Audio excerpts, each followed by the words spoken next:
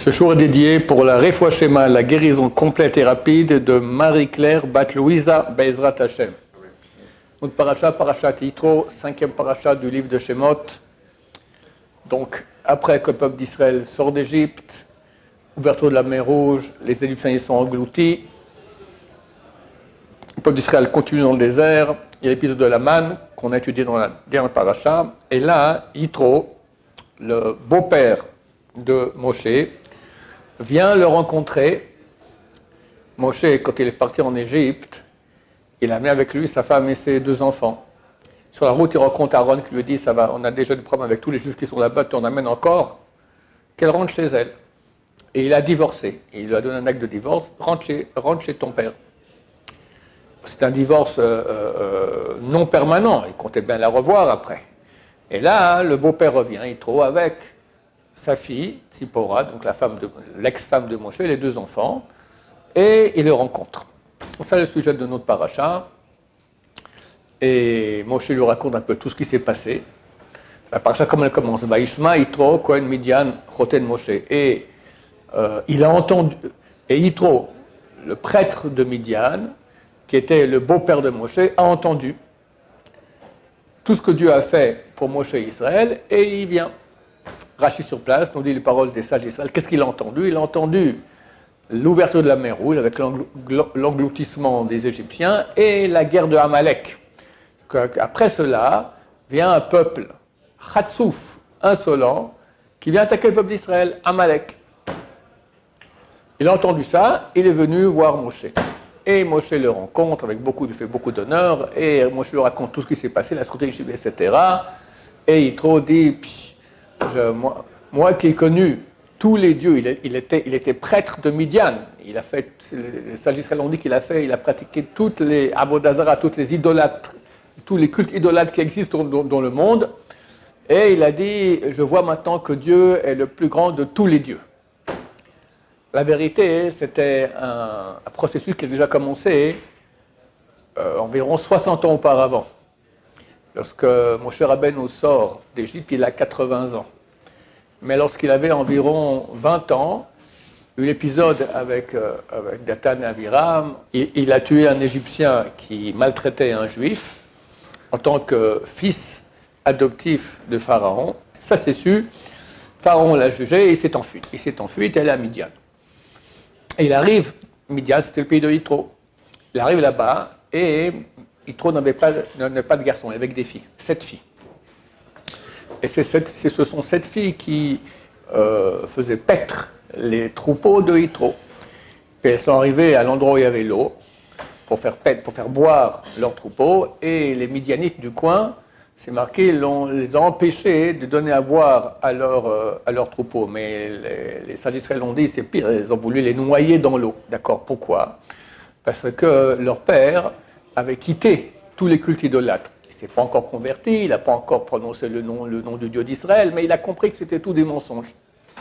Et eux qui étaient idolâtres n'ont pas accepté ça. Donc ils ont voulu noyer les filles de Yitro.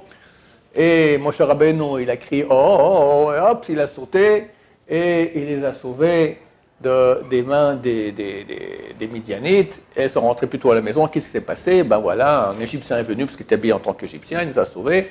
Ben, dites-leur qu'ils viennent, qu'ils mangent du pain chez nous. Manger du pain, ça veut dire qu'ils se marient avec une de vous. Effectivement, il est venu et il s'est marié avec Tzipora. Il a eu là-bas 2 enfants, Gershom et Eliezer. Maintenant, lui, il faisait paître les troupeaux de Yitro, de son beau-père, pendant 60 ans. À l'âge de 80 ans, il arrive au lieu du mont Sinaï, et là-bas, il voit le buisson ardent, et Dieu lui dit, il va sauver le peuple d'Israël. Durant toute cette époque-là, Yitro n'a pas connu le Dieu d'Israël. Mais il cherchait. Il cherchait, en tout cas, il pratiquait plus l'idolâtrie. Et là, quand il a entendu ce qui s'est passé de la part de Moshe Rabbeinu, alors il s'est converti et il est devenu juif. Comme dit Rashi, il avait 7 noms. Yitro. Yeter, Yitro, Chever, Chovav, Keni, Putiel et Reuel. Les 7 noms. Le nom le pire qu'il avait, c'était à ses débuts, Putiel. Putiel, ça signifie, Chazal l'ont dit, ça vient du mot lefat, Les fatés, c'est-à-dire gaver. Gaver, il gavait les animaux, les moutons, pour en faire des sacrifices à l'idolâtrie. Le nom le plus haut qu'il a eu, c'était après qu'il s'est converti. Il s'appelait Yeter, on l'appelait Yitro, on a rajouté un Vav, une lettre du nom de Dieu, pour qu'il est devenu un tzaddik, un très bon juif. Alors, comme on l'a dit auparavant, la paracha commence, Vaishma Yitro Kohen Midian. A entendu Yitro. Yitro, c'est le nom le plus haut qu'on avait dit, n'est-ce pas? Kohen Midian, prêtre de Midian. C'est pas très gentil. C'est écrit qu'on n'a pas le droit de rappeler un Baal Tshuva ou un converti son passé. Tu te souviens quand tu étais... ça ne se fait pas, d'accord? Tu lui fais mal. Et là, la Torah, elle dit Yitro, c'est le nom le plus tzaddik qu'il avait, Kohen Midian, prêtre de Midian, du genre, tu étais un idolâtre, non seulement idolâtre, mais le prêtre des idolâtres. Comment ça que la Torah, elle le cite comme ça? C'est honteux, quelque part. Alors, le Al-Sheikh HaKadosh, très grand tzaddik, c'est un des seuls qu'on appelait Kadosh de l'histoire, il vivait il y a 500 ans environ à Tzfat, il a fait un très beau commentaire sur la Torah, lui il dit c'était pour montrer la distance parcourue. Regarde d'où il vient, prêtre, non seulement idolâtre, mais il a fait toutes les idolâtries qui existaient, pour pouvoir dire, je sais maintenant que le Dieu d'Israël est le plus grand de tous les dieux, c'est qu'il a connu tous les autres dieux, est arrivé au niveau de Yitro.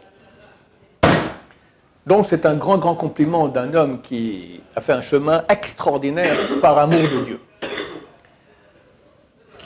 Maintenant la question se pose, c'est marqué Vaishma Yitro, premier mot de notre paracha. Vaishma, il a entendu. Qu'est-ce qu'il a entendu? Comme on a dit auparavant, c'est Rashi qui amène les paroles des saints d'Israël. Il a entendu l'engloutissement des Égyptiens à la mer Rouge qui s'est ouverte, et la guerre de Amalek.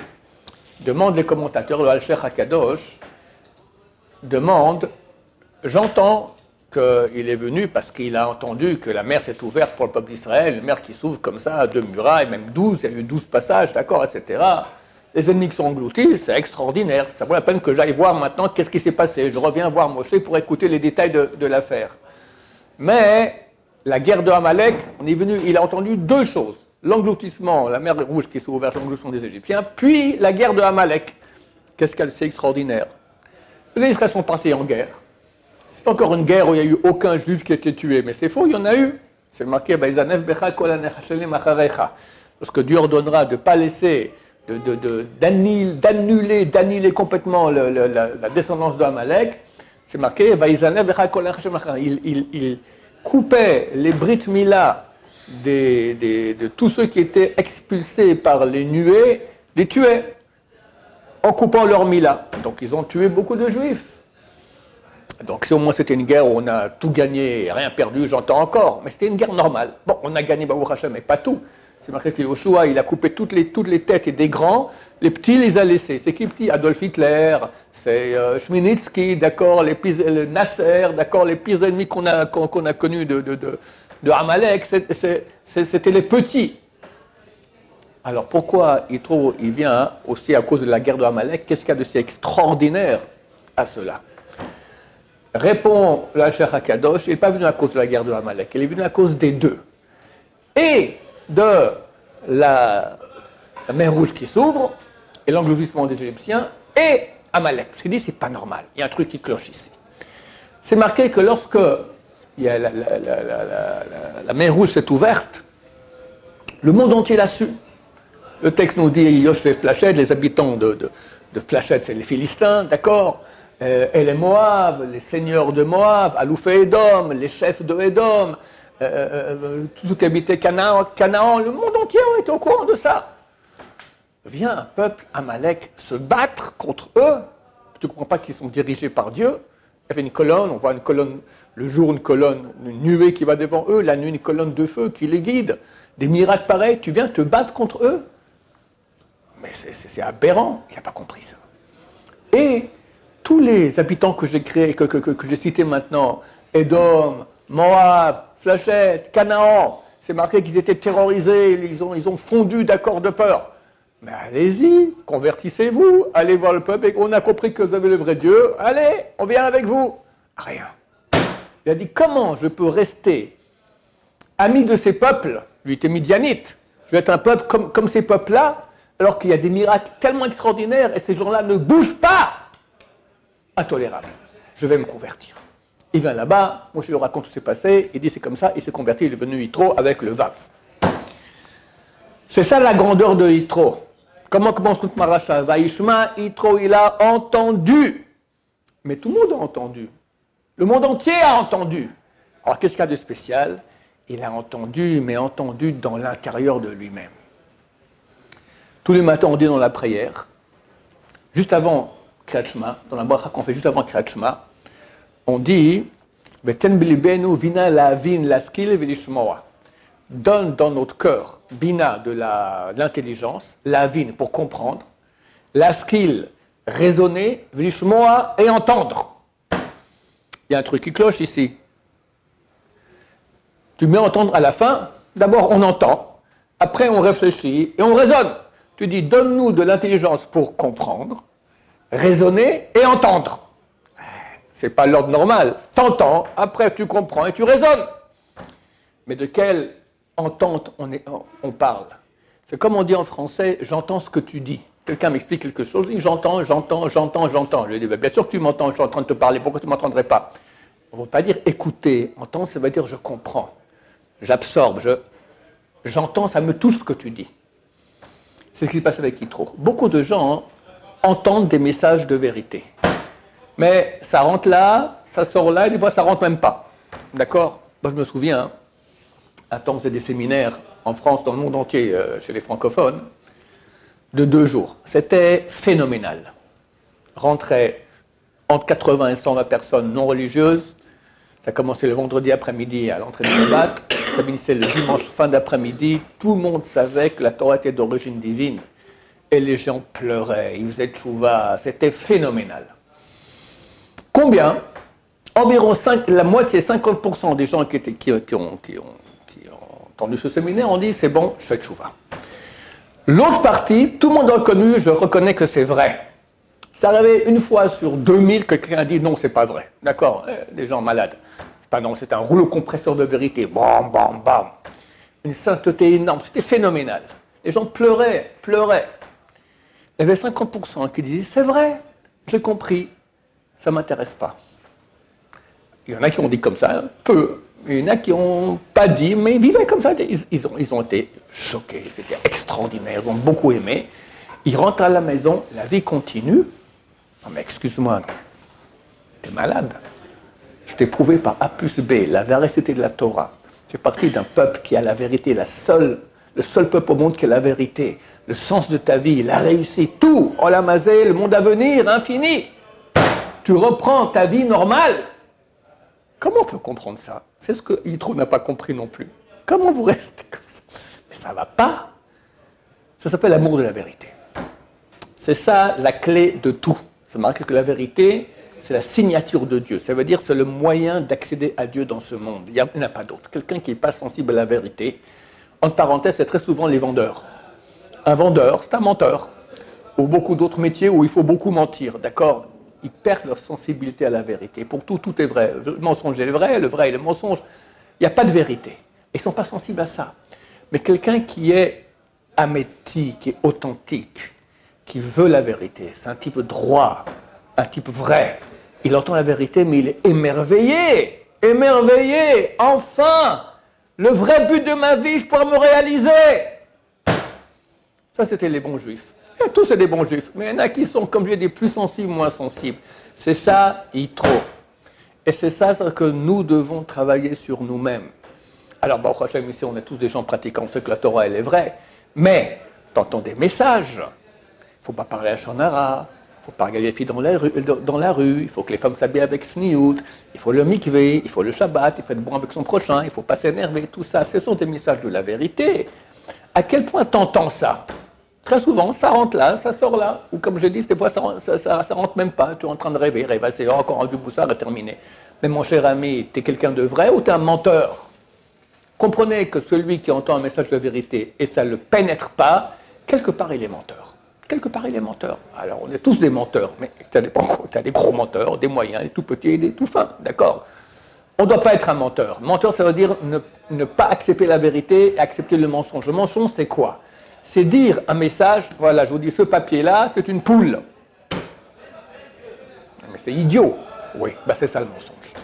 C'est croire à des choses qui sont idiotes, qui n'existent pas. C'est quoi le mensonge? Accorder une vérité à une chose qui n'en est pas. Une vérité, c'est une réalité. Tu donnes une réalité à une chose qui n'a pas de réalité.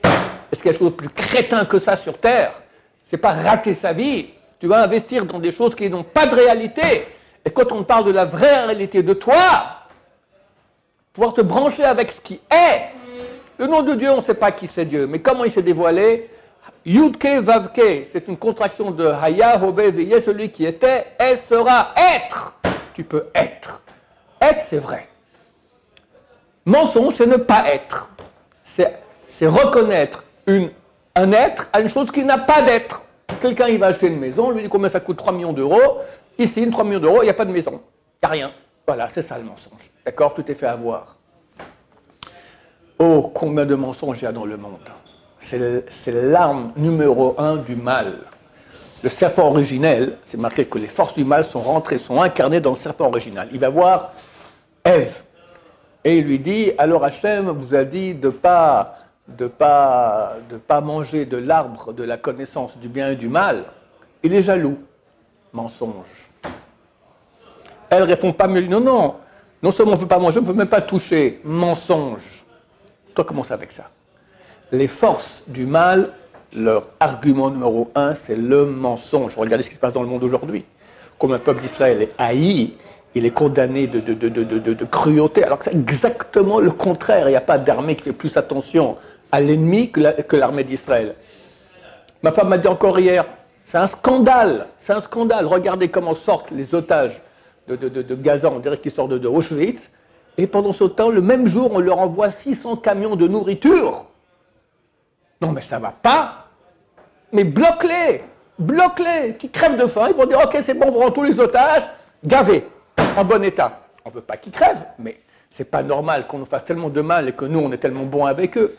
C'est le peuple d'Israël, d'accord? Pourquoi je disais ça? Et le monde entier, mensonge. Le monde nous accuse de cruauté, Non, mais ça ne va pas. C'est l'arme du mal. Et nous, qu'on est Béné Israël, qu'on a reçu la Torah, qui est une Torah de vérité, on doit comprendre, comme Yitro, on est touché par ces messages-là. Celui qui n'est pas touché, il fait partie du camp des autres. Comme les fléchettes, et les dômes, et machin, et Palestine, tout, c'est la même chose. En plus grave, en moins grave. Alors décide dans quel camp tu veux être, ceux des gens vrais, authentiques, qui se réalisent, qui sont proches de Dieu, ou dans le mensonge, dans le rien, niet, ou allo, zéro. Très bientôt, Mashiach revient. Quand Mashiach revient, c'est fini, il n'y a plus de mensonge. Et les tenants du mensonge disparaîtront avec le mensonge. Alors décide où tu veux être. Tu veux la vie ou tu veux disparaître? L'Agmara raconte une histoire qui doit être pour nous un grand exemple. Il y avait un tzaddik qui s'appelait Rabbi Yossi ben Yoezer Isreda. Il est cité dans Pirkei Avot. C'est un grand tzaddik du peuple d'Israël. Il avait un neveu qui était un grand rachat, un grand mécréant. Il s'appelait Yakum Isrorot. Et Rabbi Yossi ben Yoezer a été condamné à mort par les Romains et il va être condamné à mort.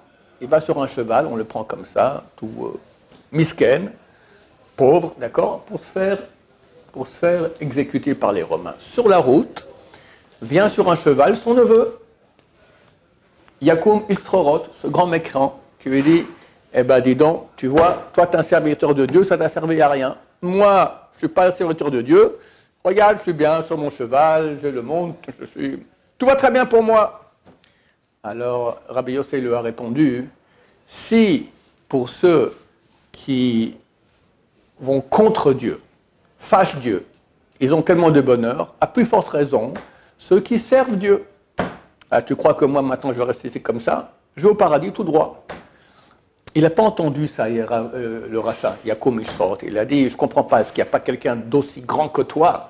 Tu me dis que Dieu remercie, récompense les gens bien, bah, tu devrais être récompensé. Il n'a pas compris qu'il parlait de Olam Haba, du monde à venir. Alors il lui a répété, il lui a dit autrement, pas en bien, il lui a dit en mal. Si pour les gens que Dieu aime comme moi, alors il y a une pareille souffrance, alors pour les Rechaïm, les mécréants comme toi, quelle souffrance ça va amener? c'est marqué que ces paroles l'ont touché comme Eresh el Achnai, comme un venin d'un serpent. C'est rentré en lui. Il a entendu comme Yitro, et comme nous on devrait entendre qu'il y a une vérité qui est le Olam Haba, qui est Dieu, qui est infini, et qu'ici c'est un monde futile qui passe très vite. Entendre ça. Si qu'est-ce que je fais? Eh bien, on n'a pas le droit de se suicider, mais néanmoins, il s'est provoqué à lui-même les 4 morts. Il y a 4 différents types de morts du tribunal rabbinique: lapidation, brûler, couper la tête et chenek, strangulation. Il a fait une combination comme ça, avec plusieurs choses, un truc tombé, machin, tac, les 4 à la fois. Et Rabbi Yosef ben Yoasser, qui va se faire exécuter, tout à coup il voit passer dans le ciel, il a vu en Roi HaKodesh, il voit déjà le corps de son neveu qui rentre au paradis. Il dit, il m'a devancé de quelques minutes. Il a fait tchouva. Et il est loué par les sages d'Israël, qu'il a fait une grande tchouva. Voilà, chers amis, il ne reste pas beaucoup de temps jusqu'à la fin. Très bientôt, on le voit déjà, le mensonge est en train de partir en cacahuète. Très bientôt, il n'y aura plus que la vérité. Il faut décider dans quel camp on est. Avec Yitro et ses amis, tous ceux qui se sont rapprochés de Dieu, tous ceux qui sont convertis, tous ceux qui ont fait tchouva, ou avec le reste du monde qui va partir en cacahuète avec le mensonge. Bezrat Hashem, très bientôt. À vous de faire le bon choix. Baruch Adonai, l'olam, amen va amen.